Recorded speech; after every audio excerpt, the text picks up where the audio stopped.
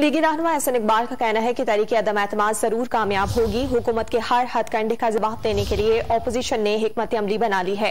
वाज़ेह किया कि अगर स्पीकर ने गैर जानिबदारी का मुजाहरा ना किया तो वो नताइज के जिम्मेदार होंगे। हमने उन तमाम हथकंडों पर गौर कर रखा है जो हुकूमत मुमकिना तौर पर आजमा सकती है। अगर स्पीकर कौमी असम्बली ने आइन और कानून के मुताबिक ऐवान की कार्रवाई तहरीक अदम एतमाद के लिए ना चलाई तो उसके जो कॉन्सिक्वेंसेस हैं उसका उन्हें खुद खमियाजा भुगतना पड़ेगा और पाकिस्तान की जो दुनिया में जग हंसाई होगी उसका भी वो जिम्मेदार होंगे। मुस्लिम लीग नून के रहनुमा एहसन इकबाल कहते हैं कि वज़ीर आज़म के खिलाफ तहरीक अदम एतमाद जरूर कामयाब होगी। साथ ही उन्होंने कहा कि स्पीकर ने जानिबदारी दिखाई तो वो नताइज के जिम्मेदार होंगे।